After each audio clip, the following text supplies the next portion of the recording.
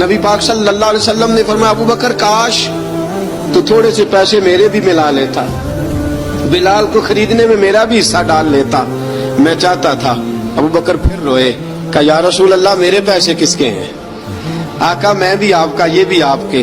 جناب سیدنا بلال حبشی رضی اللہ تعالیٰ عنہ کی طرف حضور نے دیکھا تو فرمایا بلال آ یار ذرا سینے سے تو لگ جا۔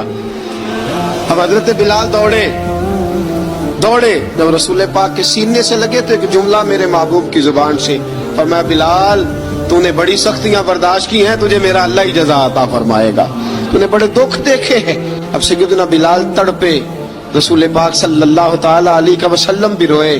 حضور نے اپنے ساتھ بٹھا لیا سیدنا بلال کو، حضور نے گھر پیغام بھیجا، فرمایا ختیجہ گھر میں کچھ ہے تو بھیجو، بلال آیا ہے۔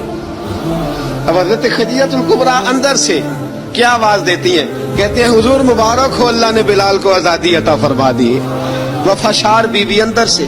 اب حضرت سیدنا زینب رضی اللہ تعالی عنہا میرے محبوب کی شہزادی، چھوٹی سی عمر ہے، ایک برتن کے اندر کھجوریں لے کے آئیں، ایک برتن میں کھجوریں۔ اب لا کے جب کھجوریں رکھی نا تو سیدنا صدیق اکبر نے ہاتھ بڑھایا کھجوریں اٹھانے کے لیے تاکہ میں دوں۔ حضور نے فرمایا نہ ابو بکر، بلال پہلے دن آیا ہے، پہلے تو نے جتنی خدمت کرنی تھی تو گھر کر کے آیا، میری باری ہے۔ حضرت بلال حبشی فرماتے ہیں کائنات میں نے اتنا پیار کبھی دیکھا ہی نہیں تھا، 30 سال سے زیادہ میری عمر تھی، مجھے تو کبھی کسی نے پاس بٹھا کے کھانا کھلایا ہی نہیں۔ فرماتے ہیں رسول پاک سخت کھجوریں سائڈ پہ کرتے، اندر سے نرم کھجور نکالتے، اس کھجور سے تھوڑا سا چھلکا جدا کرتے، فرماتے ہیں پھر اس کو توڑتے، اس کے اندر سے وہ گٹھلیاں اتار کے حضور ایک سائیڈ پہ کرتے، وہ نرم کھجور رسول جب میری طرف بڑھاتے۔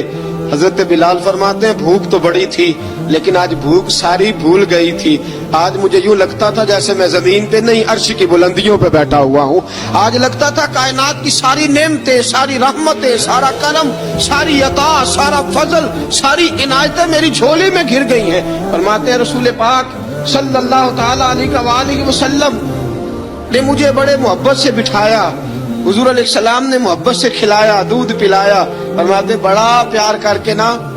تو جناب سیدنا صدیق اکبر نے کہا حضور بلال کی ڈیوٹی کیا ہوگی؟